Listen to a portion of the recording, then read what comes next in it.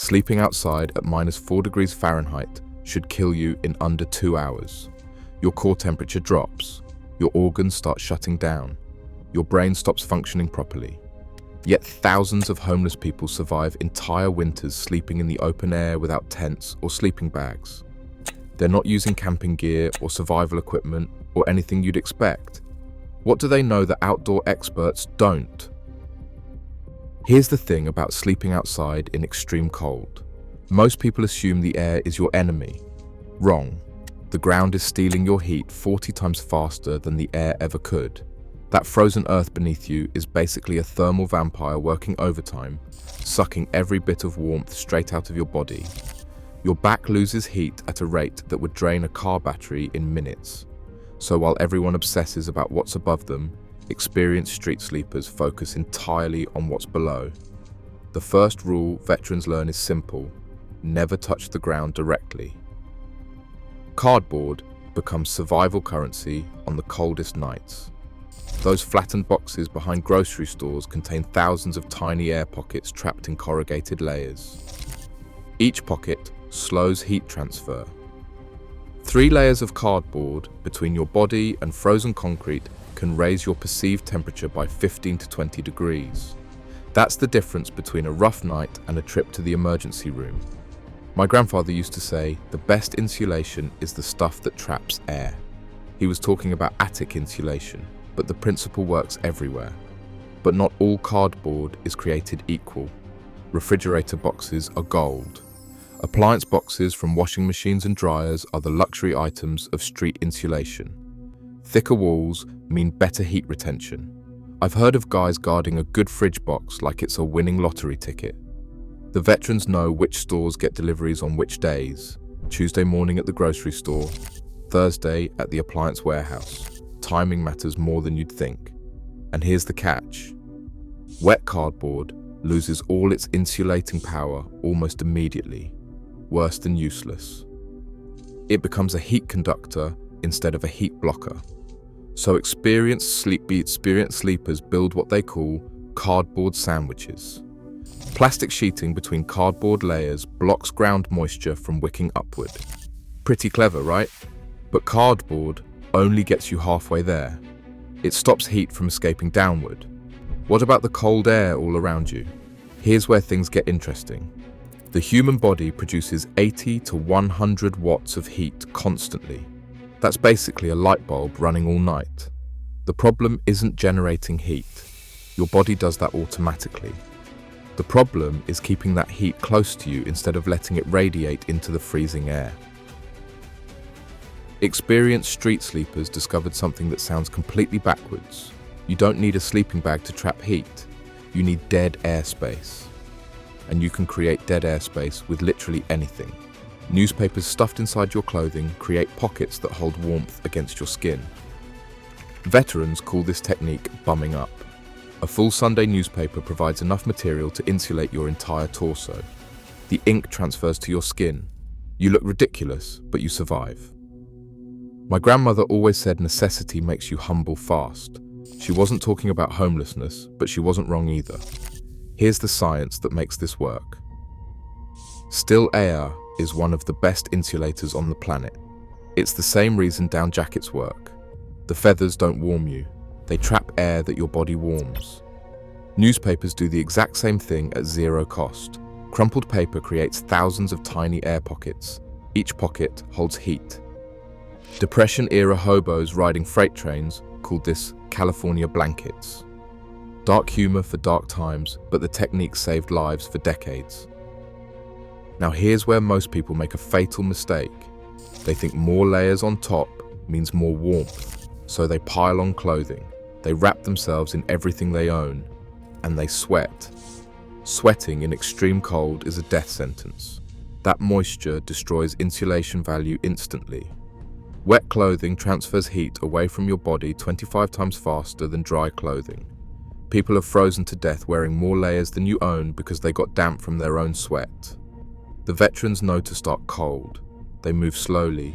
They refuse to let sweat form in the first place. Looks lazy, actually genius. Speaking of invisible enemies, moisture doesn't just come from sweat. Your breath pumps water vapor into the air all night long. In an enclosed space, that vapor soaks everything around you. But when you're sleeping outside without shelter, that moisture has somewhere to go. It disperses into the open air. Here's the counterintuitive truth.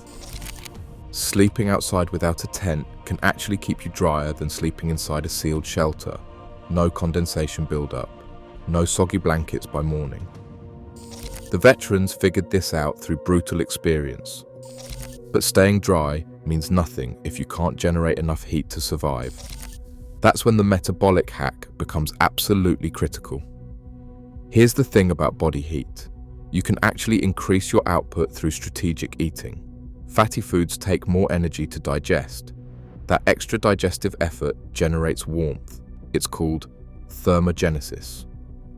About 30 to 60 minutes before sleeping, experienced street sleepers eat things like peanut butter straight from the jar, or handfuls of almonds, or anything with high fat content. Sounds like a weird bedtime snack, but there's real science behind it. Your digestive system becomes a furnace. 4 to 6 hours of slow-burning internal warmth from one meal. Not bad for a $2 jar of Skippy, right? The timing matters too. You want peak heat production hitting around 2 or 3 in the morning.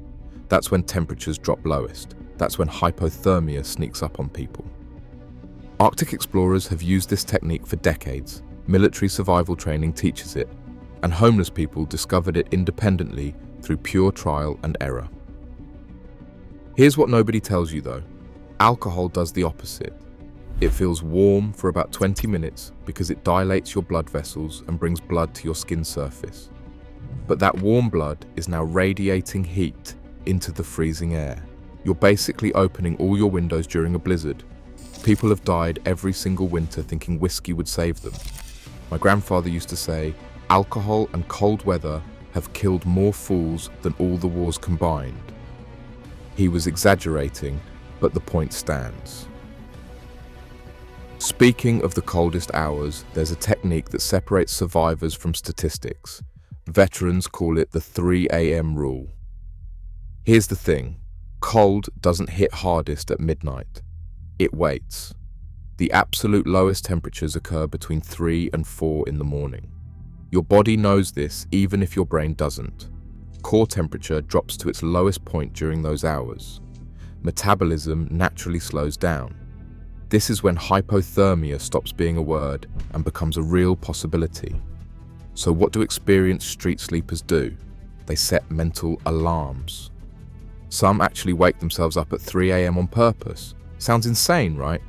But those 15 minutes of movement and adjustment during the danger window can carry you through until sunrise. They shift positions to restore blood flow.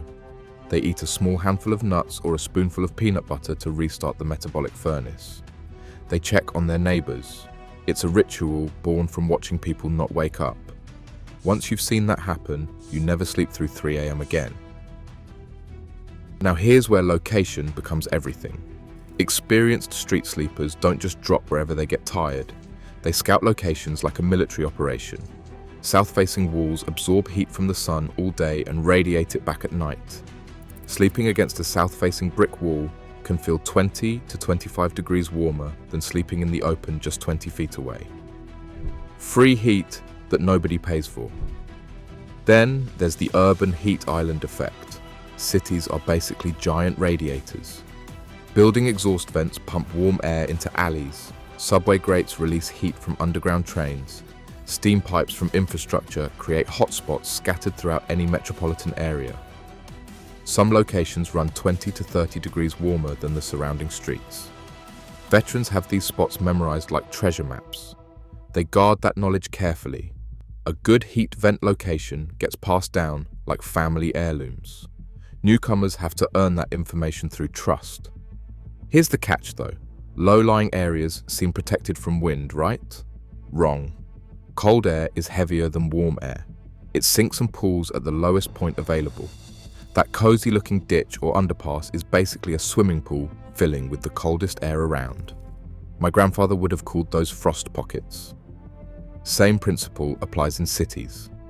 The veterans sleep slightly elevated whenever possible. Even a few feet of elevation makes a measurable difference. But even the perfect location means nothing without wind protection. Wind chill is a brutal multiplier. At -4 Fahrenheit, with a 10 miles per hour wind, your body loses heat like it's actually -22. That's an 18-degree penalty just from moving air. So blocking wind becomes free heating. A single wall or barrier can cut your heat loss in half. Experienced street sleepers position themselves in L-shaped corners where two walls meet. Wind hits the barrier, deflects around, and creates a pocket of still air. Pretty clever engineering for people with no engineering degrees, right? Speaking of engineering, here's where things get genuinely creative. Mylar emergency blankets cost about $2 at any pharmacy. Those crinkly silver sheets reflect up to 90% of your body heat back at you. Most people wrap themselves like burritos. Wrong approach. Veterans hang Mylar above them like a low ceiling. Heat rises from your body, hits the reflective surface, and bounces back down. You're essentially building a heat mirror with garbage materials. The problem is Mylar crinkles loudly. Every movement sounds like someone aggressively opening a chip bag at 2 in the morning. Not ideal when you're trying to stay hidden from cops or security guards. So experienced sleepers sandwich the Mylar between newspaper layers. Silent warmth. The reflective power stays. The noise disappears. Makes sense, right? Here's something else most people overlook completely. Your extremities are where frostbite starts, but protecting them wrong actually makes things worse.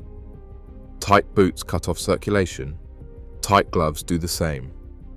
Blood flow is what keeps your fingers and toes alive, so veterans wear footwear slightly loose with newspaper stuffed around their feet.